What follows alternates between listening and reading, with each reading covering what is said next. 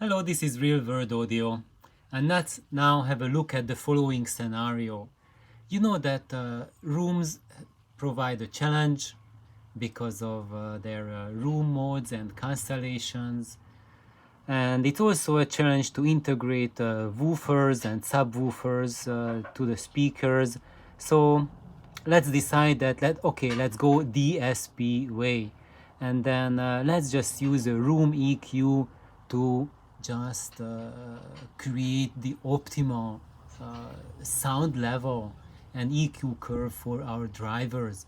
And the question that arises at this time that if I choose that path, can I just throw common sense like down the bowl? Will room EQ solve all my problems? Or do I need to do something more about it? And we shall see that if you go about DSPing, that's the only choice and you don't need any other considerations.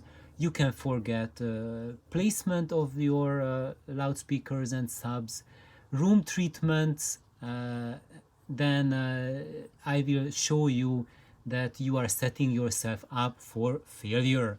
DSP is not a magic bullet. In the real world, there are no magic bullets. They are magic propagandas for sure. But if you want to look at the facts, then we need to adjust the screen a little bit first. Okay, so here we go. So let's say that you have, now let's have a look at the subwoofer integration part with the room EQ, because that's where we have the biggest problems and that's the biggest challenge of getting the levels right, doing the DSP right. It's the low frequencies. Why? Because that's where rooms have or can have really bad issues, really big problems, and correcting, let's say, a 20 to 30 dB error requires 20 to 30 dB extra power. And just for you to get the scale for that, or how much effort does that need, 20 dB means 100 times. So basically, if you get a subwoofer, put it in its place, and you are dumping 1 watt power at it, and let's say you are getting this 80 dB sound pressure from your sub, and we are going down from 80 hertz down to 20 hertz. This is supposing that the room is perfect and doesn't have any problems. Now, if we increase the power of the that feeds the sub from 1 to 100 dB, we gain plus 20 dB sound pressure level. So basically, from 80, we are jumping from 100, right?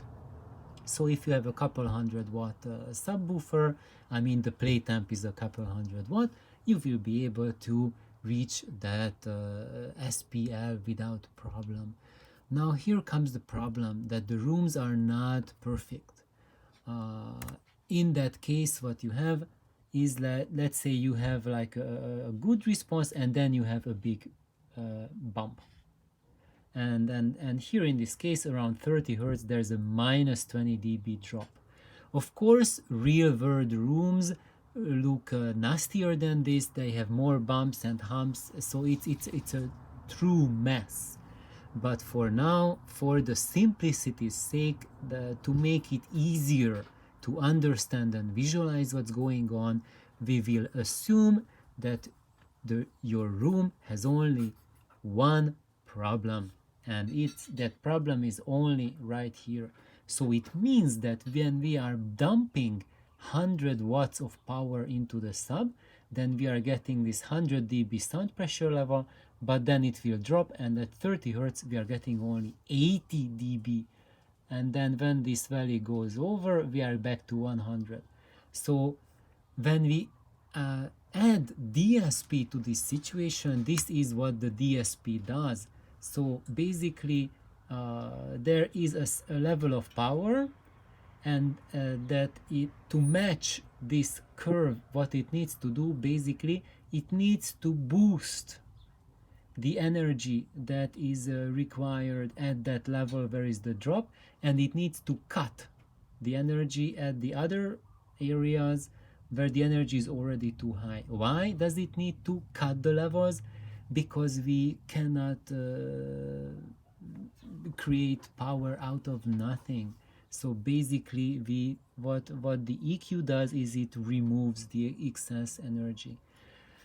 And as you see, when the excess energy is removed, we are getting a much lower power output level. So basically, to use a 20 dB correction, we are removing 20 dB from the total output.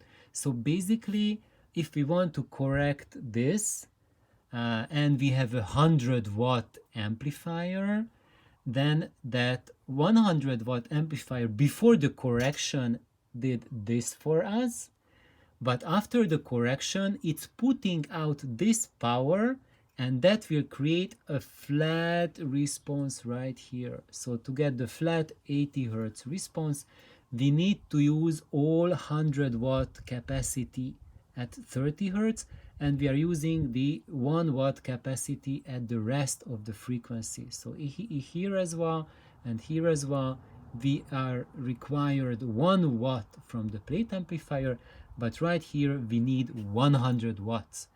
And that is all right in case you want only 80 dB SPL. But let's say that you want to play at 100 dB level that requires normally 100 watts. And now that you have the DSP, that makes an extra requirement for this region. How much extra requirement? Basically, you need to amp up the curves by plus 20 dB to reach that. So it means that you need 100 watts for this period, and then you need more, and at the peak you need 10 kilowatts basically to keep that same output level, because the room requires plus 20 dB equalization here to keep the same volume level. So it means we need 100 times more power delivery from your amplifier, and also the same kind of higher excursion capacity from your subwoofer. And when you look at it, at the subs that you can buy, they are usually between a couple hundred watts to a couple thousand watts in capacity.